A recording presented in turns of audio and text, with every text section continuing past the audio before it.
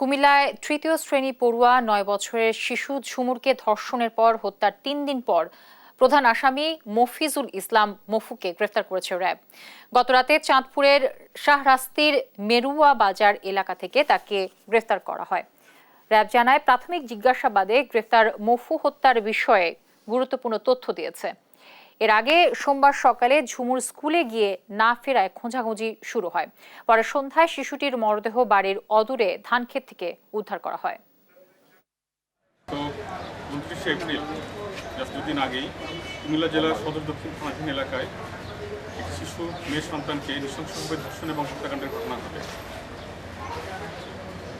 হৃদয় বিতরক এই ঘটনাটি সামাজিক যোগাযোগ মাধ্যম এবং প্রিন্ট ইলেকট্রনিক মিডিয়াতে ব্যাপকভাবে প্রচারিত হয় এবং দেশব্যাপী আলোচনার সৃষ্টি করে।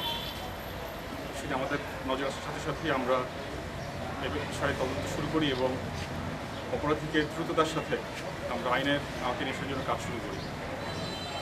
এরই ধারাবাহিকতায় গতকাল রাত আনুমানিক 11টায় আমরা চাঁদপুরের শাহরাস্তি থানাধীন এলাকা থেকে আমরা অপরাধী অভিযুক্ত ধর্ষণ এবং হত্যাকাণ্ডের ঘটনায় মফিজুল ইসলাম প্রকাশ মফিকে আমরা গ্রেফতার করতে সক্ষম হই। প্রাথমিক জিজ্ঞাসাবাদে তিনি এই ধর্ষণ এবং হত্যাকাণ্ডের ঘটনার সাথে সম্পৃক্ত থাকার বিষয়ে আমাদের স্বীকার করেছেন এবং এই বিষয়ে বিস্তারিত জবানবন্দি দিয়েছেন।